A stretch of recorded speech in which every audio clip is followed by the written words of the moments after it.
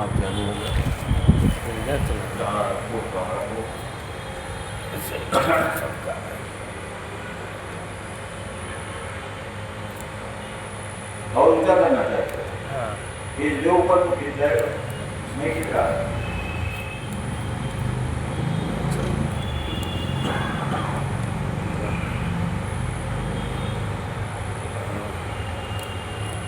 Okay okay.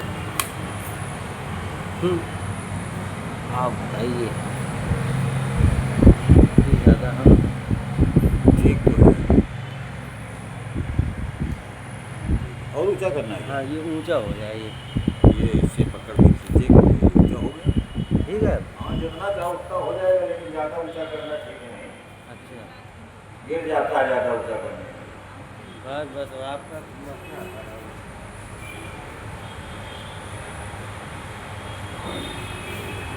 Hari ओम। एक प्रसंग है, दारुक नाम की राक्षसी और दारुक नाम का राक्षस। दारुकी ने, दारुका जो राक्षसी थी, बोली कि मैं जंगल को ले जा सकती हूँ। ऐसा कह करके वो जंगल को ज्यों का त्यों ले जाकर के समुद्र में जा बसी। उस जंगल को समुद्र में ले गई और समुद्र में जाकर बस गई। राक्षस लोग पृथ्वी पर न रहकर जल में निडर होकर रहने लगे समुद्र में। वहां प्राणियों को पीड़ा देने लगे, दुख देने लगे। एक बार बहुत सी नावें उस समुद्र में निकली और वह नावों में, जहाजों में आदमी भरे थे और राक्षसों का काम ये था कि आदमियों को खा जाना मार करके। तो राक्षसों ने उनसे नावों और जहाजों में बैठे हुए लोगों को पकड़ लिया और बेड़ियों से बांध करके जेल में डाल दिया। वे धमकियां देने लगे। उनमें सुप्री नाम से एक वैश्य था, जहाज में सामान ले जा रहा था व्यापार करने के लिए। एक वैश्य था। फिर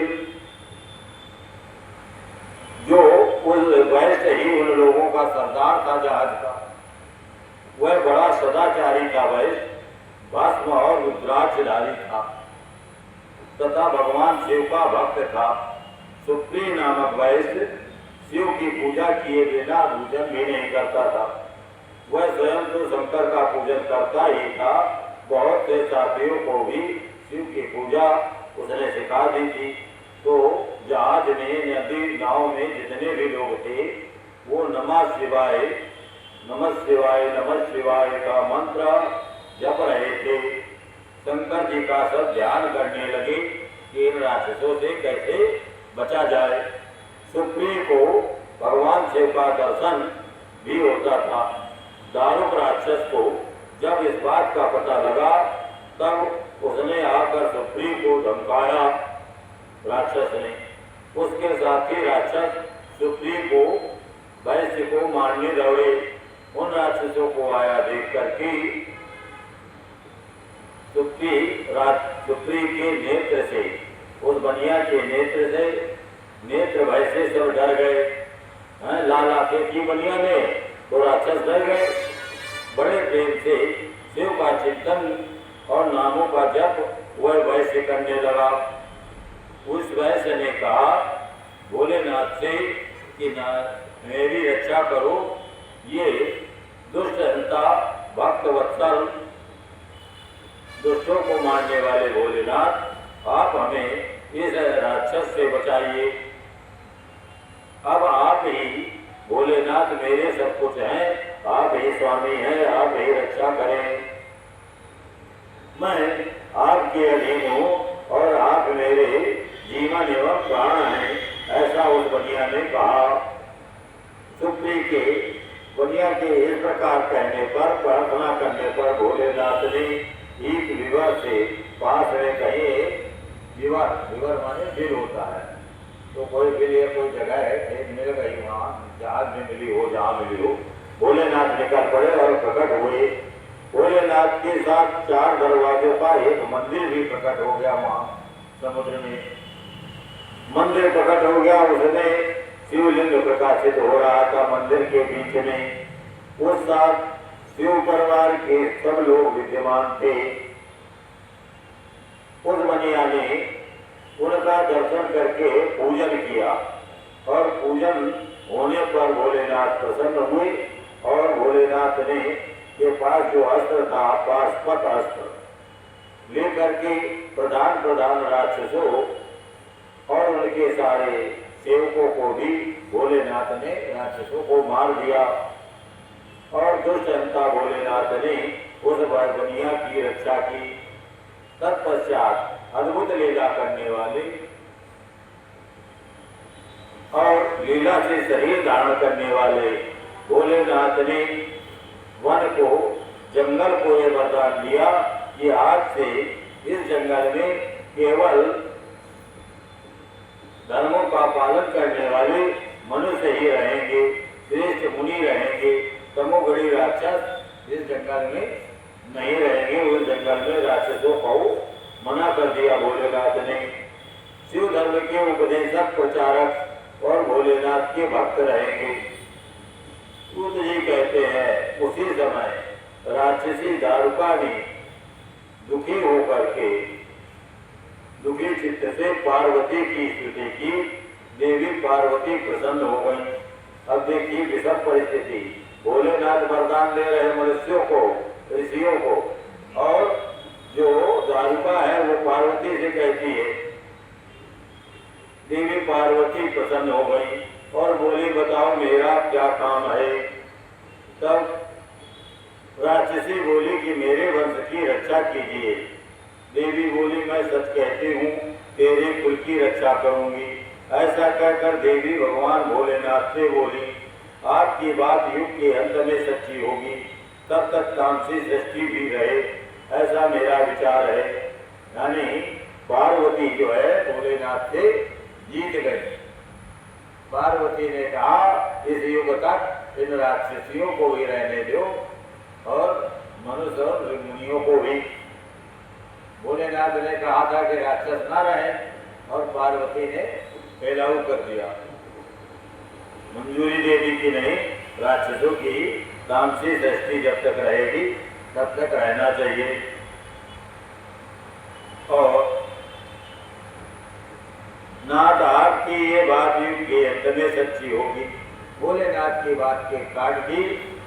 पार्वती मैया ने कहा कि आपकी बात अभी सच्ची नहीं होगी, कुछ समय बात सच्ची होगी, ये युग बीत जाने दो, तब तक यहाँ राक्षसी भी रहेगी और मनुष्य भी, तब तक तामसी सृष्टि भी रहे, ऐसा मैया ने विचार रखा। और मैं भी आपकी हूँ। मैया पार्वती कहती हैं कि भोलेनाथ मैं भी तो आपकी हूँ और आपके आश्रय में रहते हूँ, अतः मेरी बात को प्रमाणित सत्य कीजिए, मैया की बात को सत्य कीजिए, ऐसा मैया कहती है। ये राक्षसी दारुका देवी है, मेरी शक्ति है। पार्वती कहते हैं कि ये राक्षसी पार्वती की ही शक्ति है और राक्षसियों में बलिष्ठ है, बलवान है, अतः यही राक्षसों के राज्य का शासन करे, मतलब राक्षसों की वो महारानी रहे। राक्षस पत्नियां जिन पुत्रों को पैदा करेगी वे सब मिलकर के वन में निवास करें, ऐसी पार्वती मैया की इच्छा थी। भोलेनाथ बोले जब तुम ऐसी बात कहती हो तो मेरी बात सुनो। मैं भक्तों का पालन करने के लिए इस जंगल में रहूंगा। भोलेनाथ अभी वहां रहने की कह दिए कि मैं इस जंगल में भक्तों की रक्षा के लिए रहूंगा। अर्थात भोलेनाथ की जो भक्ति इस जंगल में करेगा वो उसे भोलेनाथ बचाएंगे राक्षसी से। जो पुरुष धर्म पालन करते हुए भोलेनाथ का दर्शन करेगा वह चक्रवर्ती राजा होगा। कलयुग के अंत और सतयुग के आरंभ में महासेन का पुत्र वीर से राजाओं का राजा होगा। अगला जो कल्प होगा तो सतयुग में वीरसेन राजा होगा, वह भोलेनाथ का भक्त और पराक्रमी होगा और भोलेनाथ का दर्शन करेगा। दर्शन करते ही वो चक्रवर्ती राजा हो जाएगा।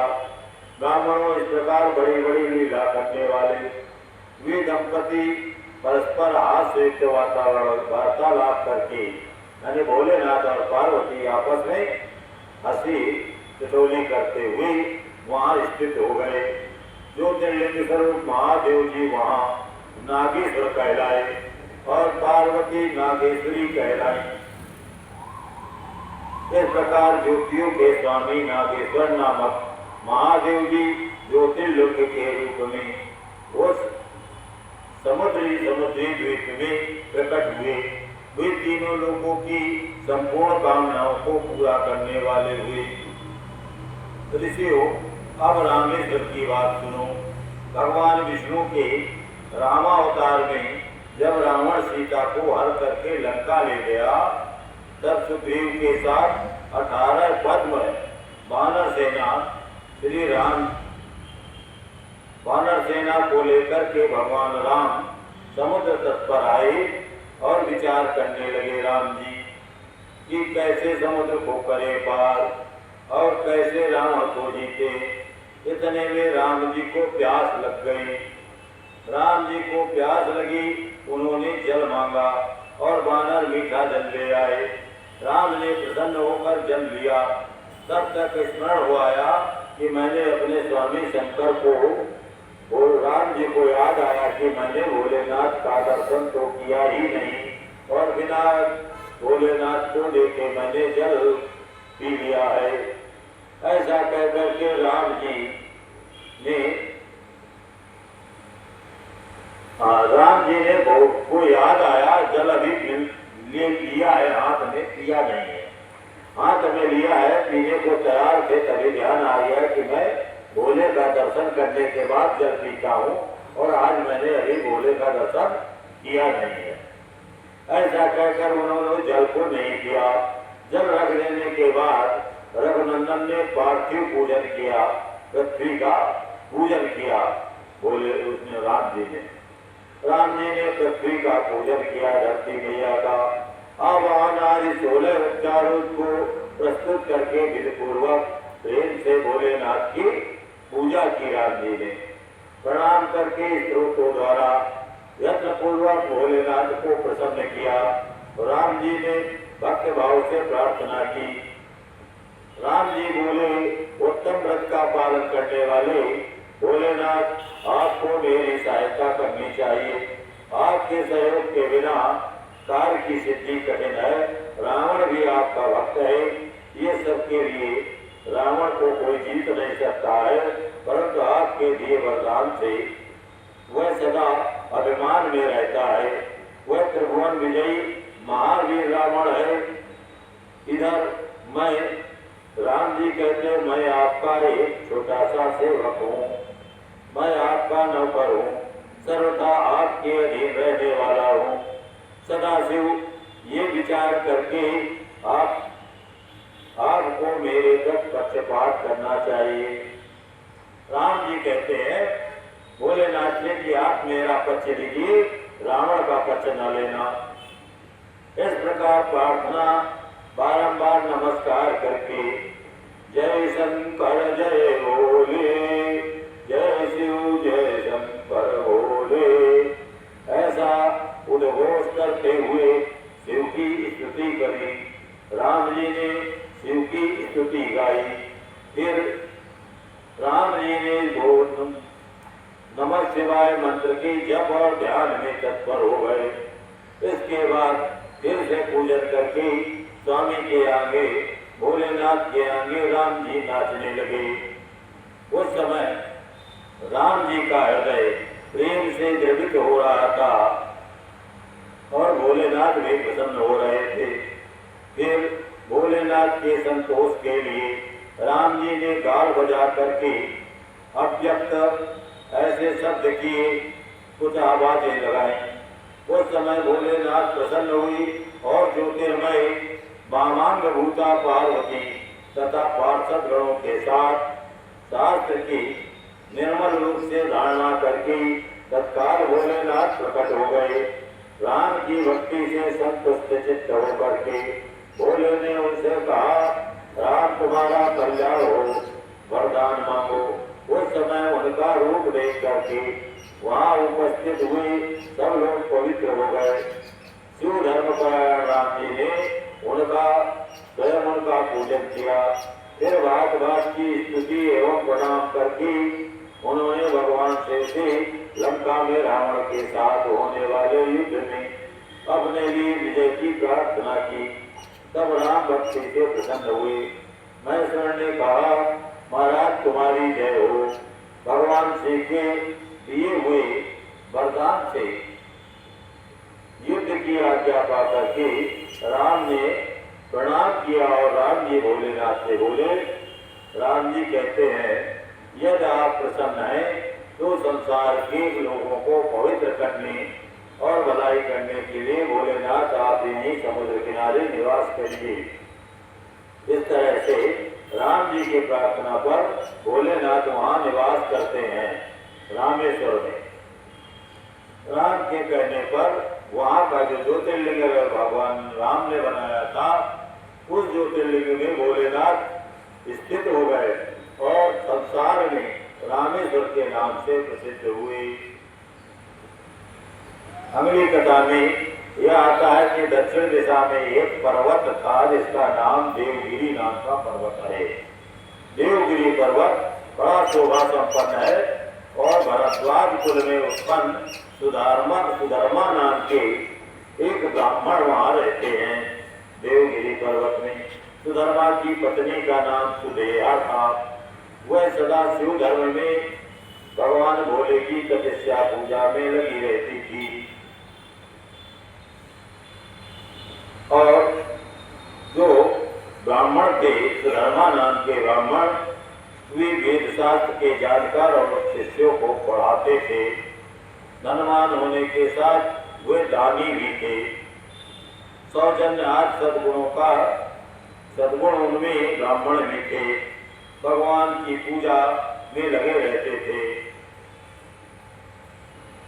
शंकर जी की कृपा से उसके सुंदर एक सौभाग्यवान पुत्र भी हुआ। सुधर्मा और सुदेया के एक पुत्र भी भोलेनाथ की कृपा से हुआ, जिसके कारण भस्मा का कुछ मान बढ़ गया। शिव की पूजा में लगे हुए वे ब्राह्मण सब कुछ होने पर भी पुत्र न होने से दुखी रहते थे। इससे ब्राह्मण को दुख नहीं होता था, परंतु पत्नी ज्यादा दुखी रहती थी। पड़ोसी और दूसरे लोग चूंकि ताना मारते थे, पुत्र न होने पर लोग प्रायः ताना मारते हैं। वह पति से बार बार पुत्र के लिए प्रार्थना कर रही थी।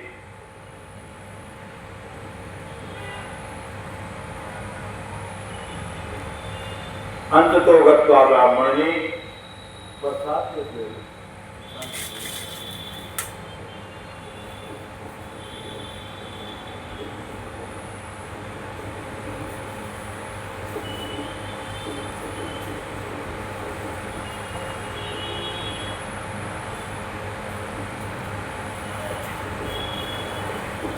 तो दक्षिण दिशा में एक देवगिरी नाम का पर्वत है। उस देवगिरी पर्वत में सुधर्मा, भरद्वाज कुल के सुधर्मा और सुदेया रहते हैं। सुधर्मा पति है, सुदेया उनकी पत्नी है। वे वहाँ पति सेवा में रहती है और भोलेनाथ की पूजा करते हैं। ये सब होने पर उनके पुत्र नहीं था, तो पत्नी सुदेया दुखी रहती थी, क्योंकि पुत्र न होने पर लोग प्रायः ताना मारते हैं। पति से बार बार पुत्र के लिए वो प्रार्थना करती थी। पति उनको ज्ञान उपदेश देकर समझा देते थे, परंतु पत्नी का मन नहीं मानता था। अंत में ब्राह्मण ने कुछ उपाय भी किया, परंतु उपाय सफल नहीं हुआ। तब ब्राह्मणी ने दुखी होकर के हट करके, उसकी बहन थी ब्राह्मणी की जिसका नाम था भस्मा, ब्राह्मणी ने हट करके अपनी बहन भस्मा से पति का दूसरा विवाह करा दिया, मतलब साली के साथ विवाह हो गया।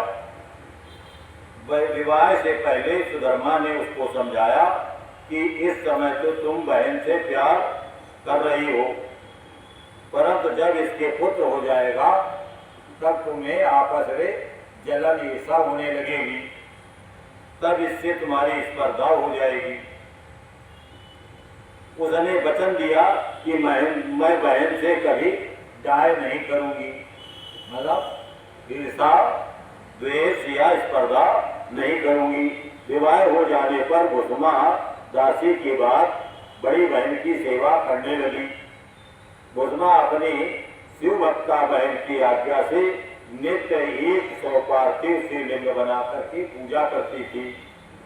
पूजा करके 5 तालाब में उन शिवलिंगों का विसर्जन कर देती थी। शंकर जी की कृपा से एक सुंदर सौभाग्यवान पुत्र पैदा हुआ। कुसुमा का कुछ मान बढ़ गया, जो वो साली थी या दासी थी उसके पुत्र हो गया। इससे सुजैया के मन में दाय पैदा हो गया। समय पर उस पुत्र का विवाह हुआ और बहू आ गई घर में। अब तो वह घर में बहू आने पर और ज्यादा ईर्षा जलन बढ़ गई, दाय बढ़ गया, उसकी बुद्धि भ्रष्ट हो गई और एक दिन उसने रात में सोते हुए पुत्र को छुरी से 2 टुकड़े करके मार डाला। ये बहुत कथाएं इस तरह की आती है, जैसे सगर की भी आती थी कि सगर को उसकी जो गाय थी सौतेली उन्होंने मार दिया था। तो ऐसी कई घटनाएं आती हैं। चित्रकेतु की भी घटना इसी तरह की है। चित्रकेतु की जो पत्नियां और थी उन्होंने भी पुत्र को मार डाला था। तो ये गाय की घटना बहुत संसार में प्रचलित है। कुसुमा सवेरे उठकर प्रतिदिन पूजन का काम करती थी। श्रेष्ठ ब्राह्मण सुधर्मा स्वयं भी नित्य कर्म में लग गए। इसी समय उनकी जो बड़ी पत्नी सुदैया भी उठी और आनंद से घर का काम करने लगी। हृदय में पहले से ईर्षा की आग जलती थी, अब बुझ गई थी क्योंकि पुत्र को मार डाला था। प्रातः काल जब बहू ने उठकर पति की सैया को देखा तो सैया खून से भीगी थी। इस पर शरीर के कुछ टुकड़े दिखाई दिए। इससे उसे बड़ा दुख हुआ और सास कुसुमा के पास जाकर के जो बहू थी कुसुमा के पास जाकर के निवेदन किया कि उत्तम व्रत का पालन करने वाली आदि मैया आप के पुत्र कहाँ गए? उनकी सैया रक्त से भीगी है और उस पर शरीर के टुकड़े दिखाई पड़ रहे हैं। तब तुरंत जो माँ थी वो रोने लगी और ऐसा कहकर वह बेटे की प्रिय पत्नी बात बात से जो बहू थी बहू विलाप करने लगी और सुधर्मा की बड़ी पत्नी सुदैया भी उस समय विलाप करने लगी। ऐसा कहकर के दुख में डूब गई। मतलब जिसने मारा वो भी विलाप कर रही है और जिसके पति मरे वो भी विलाप कर रहे, दोनों विलाप कर रहे हैं। कुसुमा भी उस समय बहू को देख करके बहू को दुख सुन करके पार्थिव पूजन के व्रत से विचलित नहीं हुई और उसके पति की भी ऐसी ही अवस्था थी। जब तक नित्य नियम पूरा नहीं हुआ तब तक उन्हें दूसरी किसी बात की चिंता नहीं हुई। दोपहर को पूजन करके कुसुमा ने पुत्र की भयंकर सैया पर देखा, तब उसे मन में किंचित मात्र दुख नहीं माना। वह सोचने लगी जिन्होंने बेटा दिया था वे ही इसकी रक्षा करेंगे। भोलेनाथ इस बेटे की रक्षा करेंगे। भक्त प्रिय भोलेनाथ कहलाते हैं। काल के भी काल महाकाल हैं वो और सत्पुरुषों के आश्रय भगवान भोलेनाथ हैं। एकमात्र वे प्रभु भोलेनाथ ही हमारे रक्षक हैं। वे माला पूजने वाले पुरुष की तरह जिनको जोड़ते हैं उनको अलग भी करते हैं। यानी जो भी संसार में कुछ होता है, जो लीला होती है, वो सब भोलेनाथ करते हैं, किसी का जन्म भी और मरण भी। ऐसा उसने तत्व का विचार करके भोलेनाथ के भरोसे धैर्य धारण किया और उस समय दुख का अनुभव नहीं किया। वह फिर शिवलिंग को लेकर के शिव के नाम का उच्चारण करती हुई तालाब के किनारे गई और तालाब के किनारे पार्थिव लिंगों को तालाब में डालकर जब वह लौटने लगी तो उसे अपना पुत्र तालाब के किनारे खड़ा दिखाई दिया। जो पुत्र काट डाला था, मर गया था, वो तालाब के किनारे उसे जीवित मिल गया।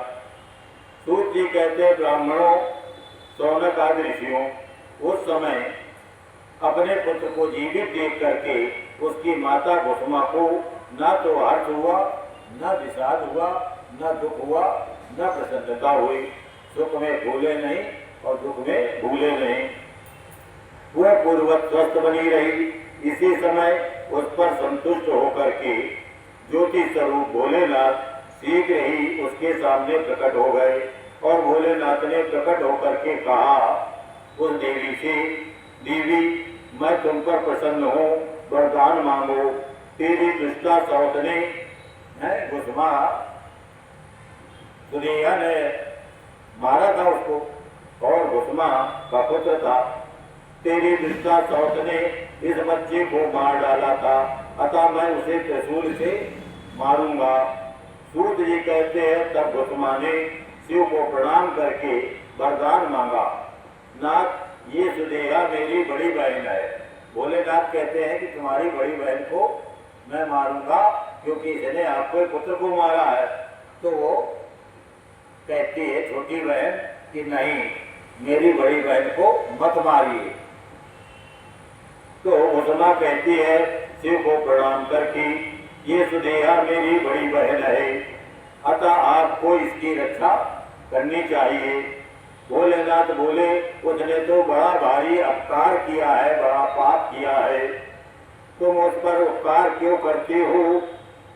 तो दुष्ट कर्म करने वाली सुदेहा तो मार डालने के योग्य है, ऐसा भोलेनाथ कहते हैं। तब कुसुमा ने कहा हे देवी, कुसुमा ने कहा हे महादेव, हे भोलेनाथ, आपके दर्शन मात्र से पाप नष्ट हो जाता है। इस समय आपका दर्शन करके उसका सुदेहा का भी पाप भस्म हो जाए। आपका दर्शन वो करे और उसका पाप भस्म हो जाए, आप उसको मारे नहीं। जो उपकार करने वालों पर भी है, जो आप करने वाले जो आपका नुकसान पहुंचाए, तो दुश्मन का भी आप उपकार करें, दुश्मन का उपकार करने वाले का भी आप उपकार करें, उसकी भी भलाई करें। उसके दर्शन मात्र से पाप दूर हो जाता है। ऐसा भाव जो रखता है, जो दुश्मन और बुरा कर्म करने वाले का भी भलाई करता है, उस व्यक्ति के दर्शन से, उसके दर्शन से पाप दूर भाग जाता है।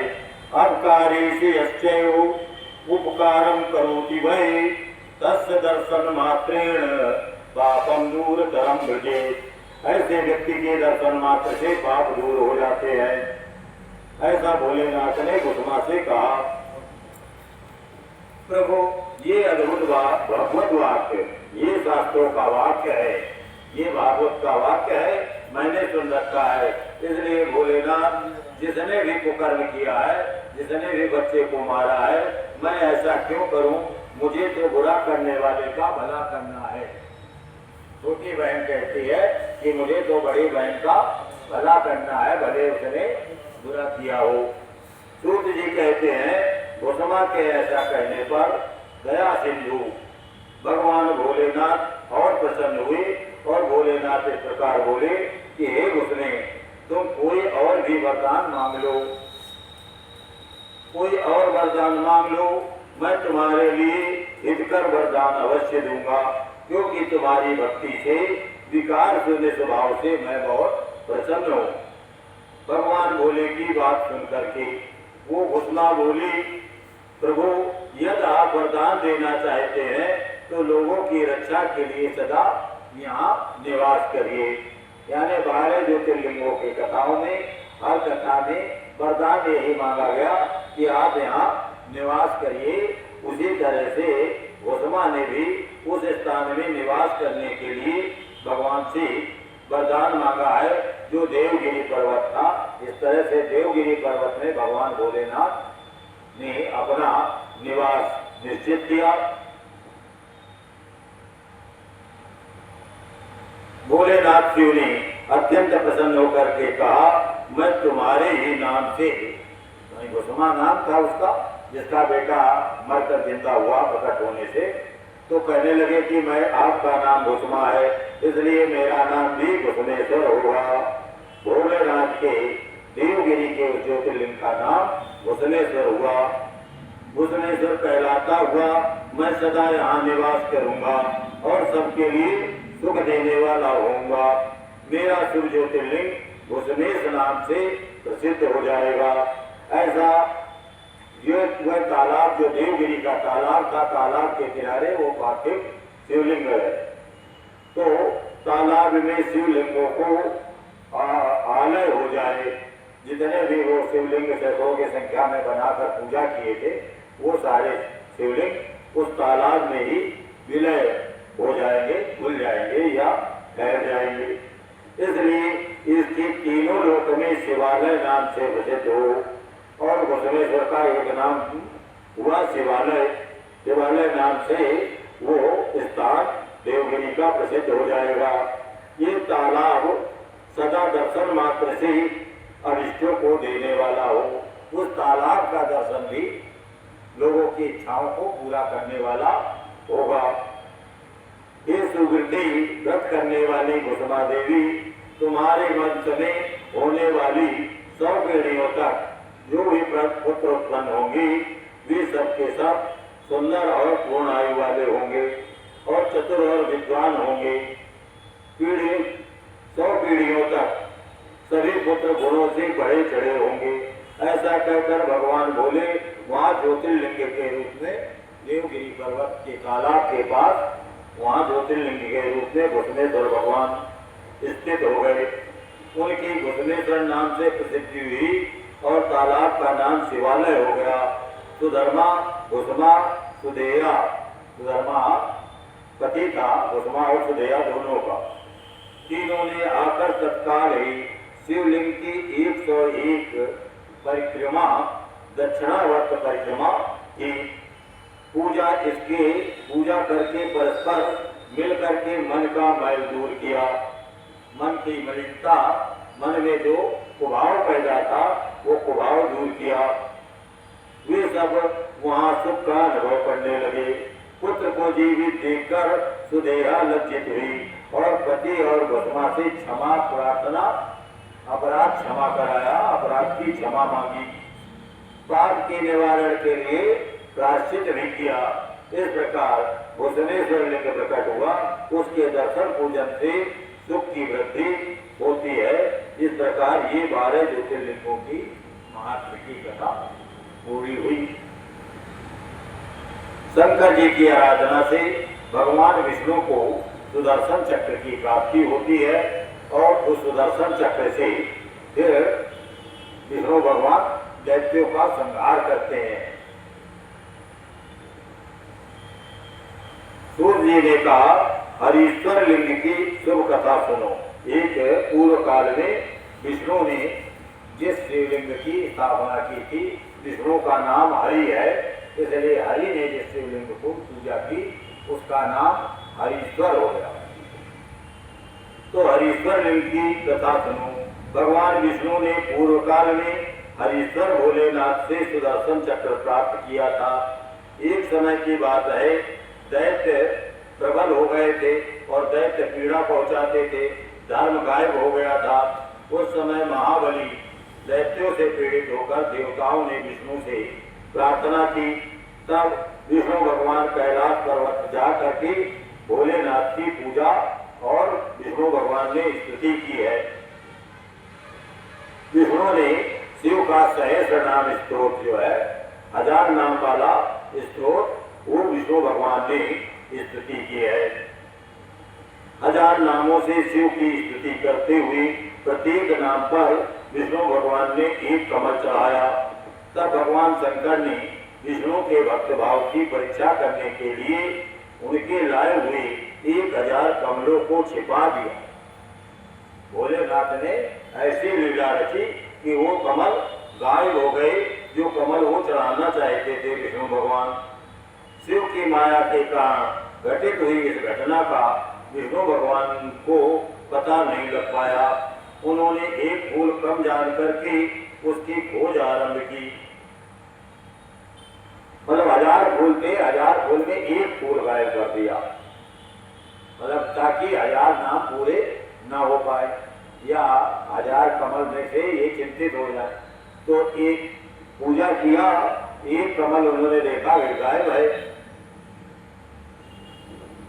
एक कमल को छिपा दिया। शिव की माया के कारण इस घटना को विष्णु भगवान जान नहीं पाए। उन्होंने एक फूल कम जान करके उसकी तलाशी खोज छानबीन करना शुरू की। दृढ़ता पूर्वक उत्तम व्रत का पालन करने वाले भगवान विष्णु भगवान शिव की प्रसन्नता के लिए एक फूल की प्राप्ति के लिए सारी पृथ्वी का चक्कर लगाया। सारी पृथ्वी में विष्णु भगवान ने भ्रमण किया कि फूल कहाँ गया, परंतु कहीं भी फूल नहीं मिला। तब विशुद्ध चित्त से विष्णु भगवान ने एक फूल की पूर्ति के लिए अपने कमल के समान आंख नेत्र को निकालकर भोलेनाथ ने चढ़ा दिया। विष्णु भगवान ने अपना नेत्र भोलेनाथ ने चढ़ाया है। ये देखकर सबका दुख दूर करने वाले भगवान भोलेनाथ प्रसन्न हो गए और वहीं विष्णु भगवान के सामने भोलेनाथ प्रकट हो गए। जब प्रकट हो करके भोलेनाथ बोले विष्णु भगवान से कि हे विष्णु भगवान, मैं तुम पर बहुत प्रसन्न हूँ, तुम इच्छानुसार वरदान मांग लो, मैं तुम्हें वरवांछित वस्तु दूंगा। तुम्हारे लिए मुझे कुछ भी देना अधीर नहीं है, यानी मैं सब कुछ दे सकता हूँ जो कुछ मांगोगे। विष्णु बोले नाथ, आपके सामने मुझे क्या कहना है, आप तो अंतर्यामी हैं, अतः आप भोलेनाथ सब कुछ जानते हैं, तो भी आपके आदेश का आपके गौरव रखने के लिए कहता हूँ। मतलब बड़े की बात मानना गौरव होता है। भोलेनाथ की बात का पालन करना, विष्णु ने कहा आपकी बात का पालन करना ये गौरव बढ़ाने वाली बात है। आप अंतर्यामी हैं, अतः सब कुछ जानते हैं, तो भी आपके आदेश का गौरव रखने के लिए कहता हूँ। दैत्यों ने सारे संसार को पीड़ित कर रखा है। हे भोलेनाथ, हम लोगों को सुख नहीं मिलता, देवता दुखी है। स्वामी, मेरा अपना अस्त्र शस्त्र दैत्यों के वध में काम नहीं देता। यानी बोले विष्णु भगवान के पास शंख चक्र गदा वगैरह और भी अस्त्र हैं, तो वो अस्त्र जो है काम नहीं देते, ऐसा विष्णु भगवान कह रहे हैं। परमेश्वर, इसलिए मैं आपकी शरण में आया हूँ। विष्णु भगवान का ये वचन सुन करके भोलेनाथ तेजोमयी तेज राशि में अपना सुदर्शन चक्र उन्हें दे दिया। जो चक्र भोलेनाथ के पास था वो चक्र उन्होंने विष्णु भगवान को दे दिया, सुदर्शन नामक चक्र। समस्त प्रबल दैत्यों का उस चक्र के द्वारा बिना परिश्रम के ही संहार कर डाला विष्णु भगवान ने। इससे सारा जगत खुशी हुआ, प्रसन्न हुआ, देवताओं को सुख मिला और अपने लिए आयुध को उस चक्र को पा करके भगवान विष्णु भी प्रसन्न और सुखी हो गए। ऋषियों ने पूछा, शिव की 1000 नाम कौन कौन है, बताइए, जिससे संतुष्ट होकर के चक्र को प्रदान किया था। उन नामों का महत्व भी वर्णन करो, इसका यथार्थ रूप से प्रतिपादन कीजिए। उन 1000 नामों का वर्णन आया है। बोले विष्णु ने कहा, पहले श्लोक में 11 नाम बताए हैं, जिसमें शिवा हर, शिवो हरे मृडे, रुद्रा पुष्करा पुष्पलोचना, अर्थिगम्या सदाचारा सर्वा शंभु महेश्वरा। इस तरह से विष्णु भगवान ने पहले श्लोक में 11 नामों का उच्चारण किया। फिर दूसरे श्लोक में 7 नामों का उच्चारण किया है। 7 नाम है चंद्रमौली, चंद्रपीड़ा चंद्रमौली, चंद्रमौली विश्वम विशंभरीश्वरा, वेदांत सार संदोहा, कपाली नील लोहिता। इस तरह से 7 नाम दूसरे श्लोक में गिनाए। फिर 19 से लेकर के 25 तक 25 तक फिर 7 नाम तीसरे श्लोक में।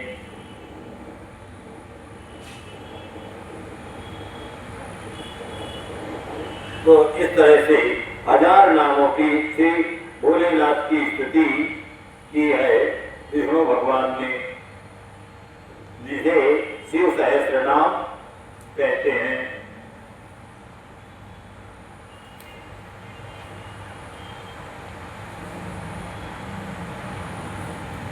इस प्रकार श्री हरि प्रतिदिन 1000 नामों द्वारा भगवान की शिव की, भगवान भोलेनाथ की स्तुति करते हुए 1000 कमलों द्वारा उनका पूजन और प्रार्थना किया करते थे।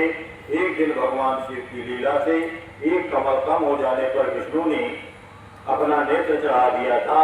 इस तरह उनसे पूजित होकर प्रसन्न होकर शिव जी ने उन्हें चक्र प्रदान कर दिया था।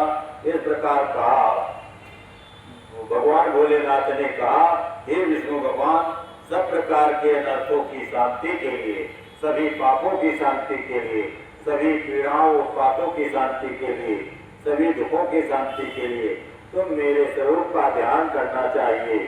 अनेक अनेक दुखों का नाश करने के लिए सहस्र नाम का पाठ करते रहना चाहिए तथा सभी मनोरथों की सिद्धि के लिए सदा चक्र को प्रसन्नता पूर्वक प्रयत्न पूर्वक धारण करना चाहिए। ये सभी चक्रों में उत्तम है सुदर्शन चक्र। दूसरे भी जो लोग प्रतिदिन सहस्र नाम का पाठ करेंगे या कराएंगे, उन्हें स्वप्न में भी कोई दुख नहीं प्राप्त होगा। राजाओं की ओर से संकट प्राप्त होने पर यदि मनुष्य संयोग सांगोपांग विधि पूर्वक सहस्र नाम का 100 बार पाठ करे तो निश्चय ही कल्याण का भागी होगा, कल्याण होगा। उत्तम स्त्रोत वाले ये सहस्र नाम जो है रोग को नष्ट करता है, बीमारियों को दूर करता है, विद्या और धन को देता है, संपूर्ण इच्छाओं को पूरा करता है, पूर्णजनक पूर्ण प्रदान करता है और भगवान की भक्ति प्रदान करता है। ये सहस्र नाम का स्त्रोत भगवान की भक्ति भी देता है। जिस फल के उद्देश्य से जो मनुष्य जिस फल के लिए इसे जपता है, इस पाठ करता है, निसंदेह वह फल प्राप्त होता है, सफलता मिलती है। जो प्रतिदिन सवेरे उठ करके पूजा के बाद इसका पाठ करेगा, पाठ करता है, उसे उसकी सिद्धि सफलता उससे दूर नहीं रहती है। वो सब जगह सफल होता है, सब कार्यों में पास होता है। उसे इस लोक में संपूर्ण अभीष्ट को देने वाली सिद्धि पूर्णता प्राप्त होती है। अंत में सायुज्य मोक्ष का वो भागी होता है, इसमें संशय नहीं है। मोक्षों में सायुज्य मोक्ष जो है उत्तम माना गया है। सूर्य जी कहते हैं, ऐसा कहकर के सर्वदेवेश्वर भगवान रुद्र हरि के अंग का स्पर्श किए और भोलेनाथ ने विष्णु के हाथ रखा और आशीर्वाद दिया। उनके देखते देखते विष्णु और भोलेनाथ वहां अंतर ध्यान हो गए। भगवान विष्णु भी शंकर के वचन से चक्र को पा जाने से प्रसन्न हुए। फिर शंभु के ध्यान पूर्वक 1000 नाम वाले स्त्रोत का पाठ करने लगे। उन्होंने अपने भक्तों को उपदेश दिया कि तुम्हारे प्रश्न के अनुसार प्रसंग सुनाया है। श्रोताओं के पाप को हरने वाला ये सहस्र नाम है। सूर्य जी कहते हैं कि पार्वती जी ने भगवान शिव से कुछ बात पूछी थी। जो बात ब्रह्मा विष्णु तथा पार्वती तीनों ने भोलेनाथ से पूछी थी, उसके उत्तर में भोलेनाथ ने जो कुछ कहा था वो सुनो। भगवान भोलेनाथ से ब्रह्मा विष्णु और पार्वती कहते हैं ने कहा तो भोलेनाथ ने बोले, भोलेनाथ ने कहा ब्रह्मा विष्णु और पार्वती से कि मेरे बहुत से व्रत हैं और जो वो व्रत भोग और मोक्ष देने वाले हैं, जिन्हें उनमें भगवान भोलेनाथ के अनेकों व्रतों में 10 व्रत ज्यादा महत्वपूर्ण है। वो 100 व्रत शैव व्रत कहलाते हैं। शिव जी के व्रत शैव होते हैं। शैव व्रत कहते हैं। जाबाल श्रुति, जाबाल ऋषि थे, जाबाल ऋषि वेदों के ज्ञाता थे। उन वेदों के ज्ञाता जाबाल ऋषि ने और वह विद्वानों ने 10 व्रतों को बताया है। द्विजों को यत्न पूर्वक इन व्रतों का पालन करना चाहिए। प्रत्येक अष्टमी को केवल रात में भोजन करें और ग्रहण पक्ष की अष्टमी को भोजन का त्याग कर दें। शुक्ल पक्ष की एकादशी को भी भोजन छोड़ दें, किंतु ग्रहण पक्ष की एकादशी को रात में पूजन करने के पश्चात भोजन किया जा सकता है। शुक्ल पक्ष की त्रयोदशी को तो रात में भोजन करना चाहिए, परंतु ग्रहण पक्ष की चतुर्दशी को शिव व्रतधारी पुरुषों के लिए भोजन का निषेध है। दोनों पक्षों में प्रत्येक सोमवार को प्रयत्न पूर्वक केवल रात में भोजन करना चाहिए। दोनों पक्षों में प्रत्येक सोमवार को, यानी महीने में 4 या 5 सोमवार होते हैं, उन सभी में रात में ही भोजन करना चाहिए। यानी दिन में सोमवार का उपवास किया जा सकता है। शिव के व्रत में तत्पर रहने वाले लोगों के लिए ये अनिवार्य नियम है। शिव व्रत के लिए इन सभी व्रतों में व्रत की पूर्ति के लिए शक्ति के अनुसार ब्राह्मणों को भोजन कराना चाहिए। द्विजों को इन सब व्रतों को नियम पूर्वक पालन करना चाहिए। जो द्विज इनका त्याग करते हैं वे, माने जो नियम का त्याग करेगा, व्रत का त्याग करता है, वो एक तरह से चोरी है। मुक्ति मार्ग में प्रवीण पुरुषों को मोक्ष की प्राप्ति कराने वाले 4 व्रतों का नियम पूर्वक पालन करना चाहिए। वही 4 व्रतों का नाम है। 4 व्रत इस प्रकार हैं। भगवान शिव की पूजा, रुद्र मंत्रों का जप और शिव मंदिर में उपवास तथा काशी में मरण, ये 4 सिद्धांत, 4 नियम बनाने चाहिए कि हम शिव की पूजा करें और मंत्रों का जाप और मंदिर में उपवास कर सके तो उपवास, और काशी में अंतिम समय काशी में बिताने का विधान ऐसा बताया। ये मोक्ष के सनातन मार्ग हैं, जो कि काशी में मोक्ष मिलता है और शिव मंत्र के जाप से, शिव के उपवास से, शिव के पूजा से भी मोक्ष मिलता है। तो मोक्ष पाने के ये 4 उपाय हैं। सोमवार की अष्टमी और ग्रहण पक्ष की चतुर्दशी, इन 2 तिथियों को व्रत रखा जाए तो अष्टमी और चतुर्दशी को यदि व्रत रखा जाए तो यह भगवान शिव को संतुष्ट करने वाला होता है। इसमें अन्यथा विचार करने की आवश्यकता नहीं है, क्योंकि इन्हीं तिथियों में शिववास होता है। अरे इन 4 में शिवरात्रि का व्रत हो तो सबसे अधिक बलवान है। शिवरात्रि के व्रत का अधिक महत्व बताया गया है। इसलिए भोग मोक्ष की इच्छा वाले मनुष्यों को उसी का पालन, शिवरात्रि व्रत का पालन करना चाहिए। इस व्रत को छोड़ करके दूसरा कोई मनुष्यों के लिए हितकारक नहीं है। ये व्रत, शिवरात्रि का व्रत सबके लिए धर्म का उत्तम साधन है। निष्काम अथवा सकाम भाव रखने वाले मनुष्यों को, बालकों को, दासों को, देवताओं को, सभी देहधारियों के लिए व्रत उत्तम है। माघ मास के ग्रहण पक्ष में शिवरात्रि तिथि का विशेष महत्व बताया गया है। जिस दिन आधी रात के समय तक वह तिथि विद्यमान रहे, उस दिन उस व्रत को ग्रहण करना चाहिए। शिवरात्रि करोड़ों हत्याओं के पाप को नाश करती है। हे केशव, उस दिन सवेरे से लेकर के जो कार्य करना आवश्यक है उसे प्रसन्नता पूर्वक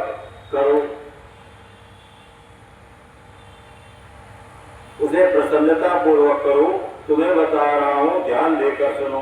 बुद्धिमान पुरुष सुबह उठ करके आनंद के साथ नित्य कार्य करके आलस को छोड़ करके शिवालय में जाकर शिवलिंग की पूजा करें और शिव को नमस्कार करके उत्तम रीति से संकल्प करें।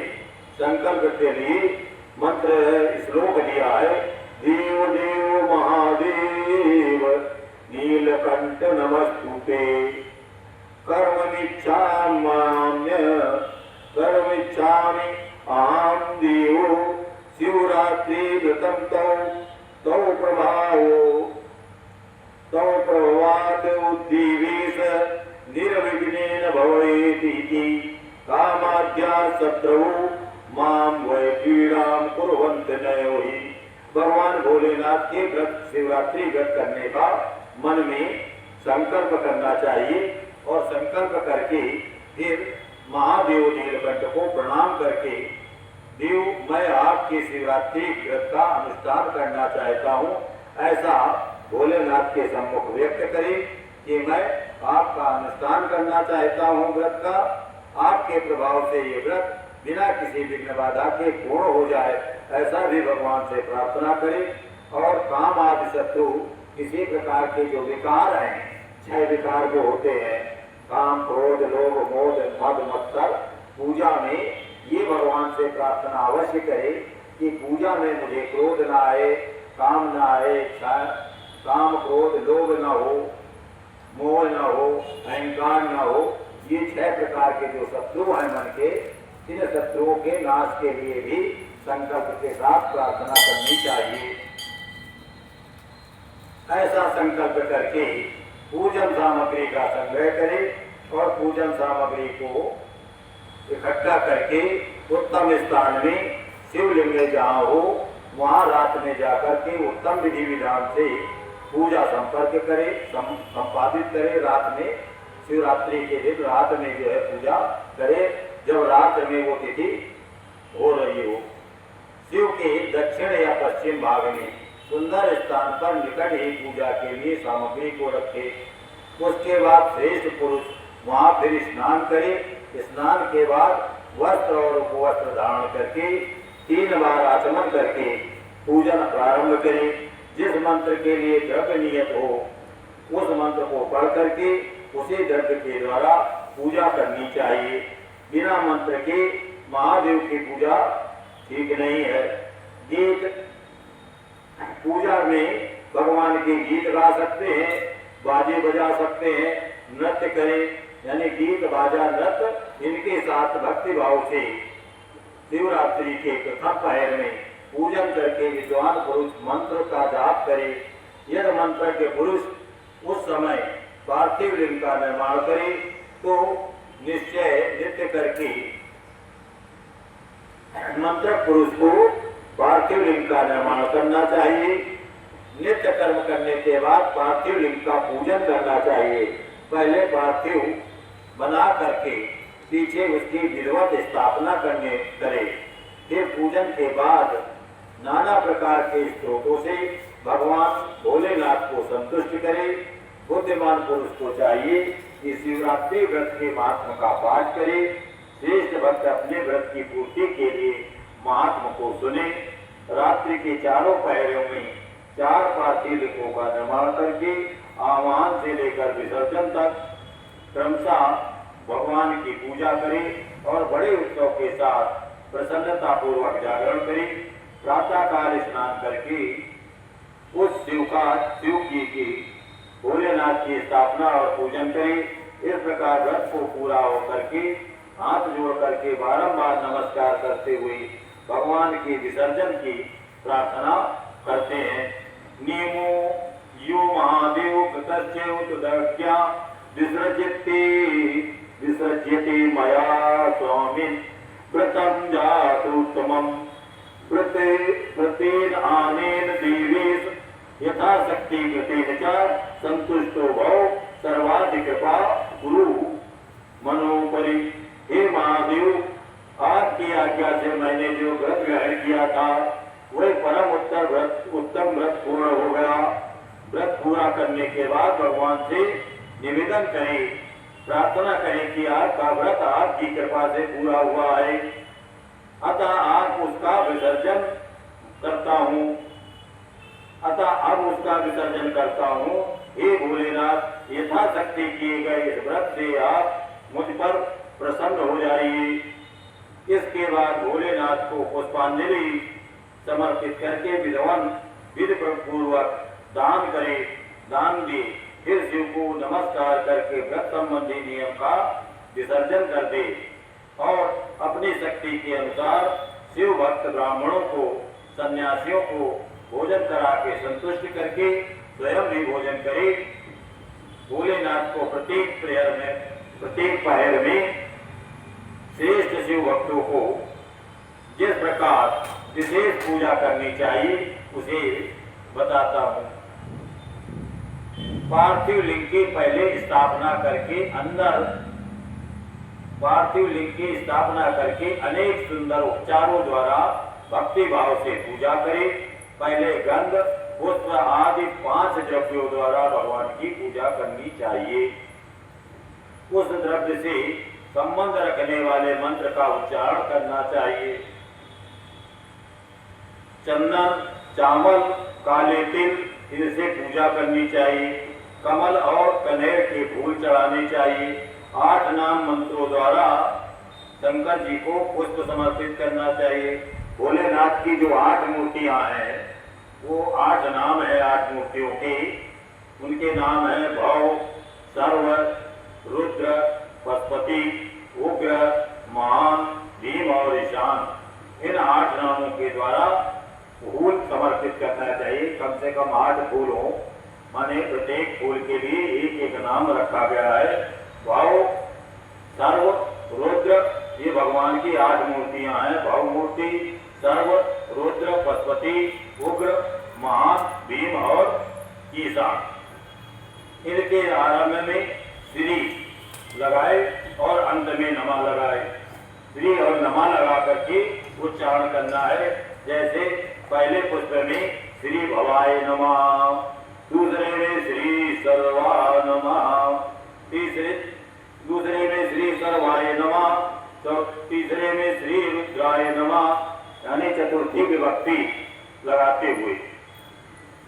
और पशुपते नमः, उग्राय नमः, महादेवाय नमः, श्री भीमाय नमः, श्री ईशानाय नमः। इस प्रकार पूजन करें। पुष्प समर्पण करने के पश्चात धूप, दीप और नैवेद्य चढ़ाए और पहले पहर में विद्वान पुरुष नैवेद्य के लिए पकवान बनवा ले। फिर श्री फल युक्त विशेष अर्घ्य दे करके तांबूल समर्पित करे। इसके बाद नमस्कार और ध्यान करके गुरु के दिए हुए मंत्र का जप करे। बाएं हाथ की फिर धेनु मुद्रा का वर्णन किया गया कि धेनु मुद्रा में बाएं हाथ की अंगुलियों के बीच में दाहिने हाथ की अंगुलियों को संयुक्त करके दाहिने तर्जनी को मध्य में लगाए। इस प्रकार धेनु मुद्रा को बना करके फिर इन सबको मुख नीचे को करे और इसी को धेनु मुद्रा कहा गया। धेनु मुद्रा का वर्णन दिया गया है। दिखा करके उत्तम जल से तर्पण करे और पश्चात उसके शक्ति के अनुसार 5 ब्राह्मणों को भोजन कराने का संकल्प करे। फिर जब तक पहला पहर भी पूरा न हो जाए तब तक महान उत्सव करता रहे। दूसरे पहर में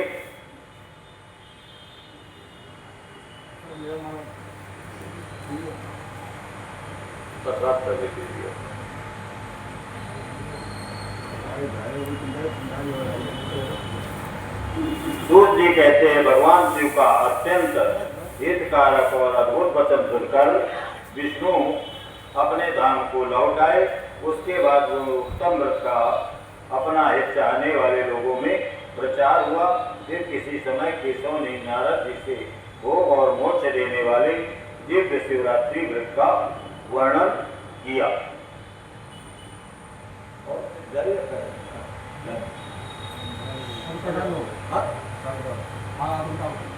आरती कराई है?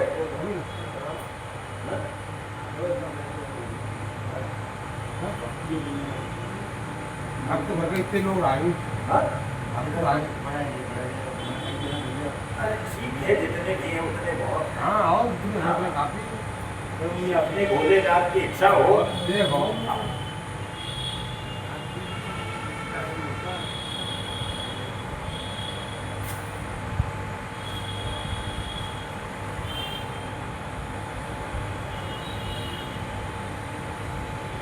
आज जल्दी शुरू किया था। हाँ तो दिल्ली हाँ दिल्ली से मुझे 5:30 तक आ गए थे साहब। और आते ही शुरू कर दिया यार वो नहीं बजा क्या बोलते हैं ब्लूटूथ का उसने वाला नहीं किया ब्लूटूथ आज लाए नहीं काम आज लाए नहीं ब्लूटूथ हमें चार्जिंग में लगाने को दे दी थी हमने इसको चार्ज करके चलते समय लिया नहीं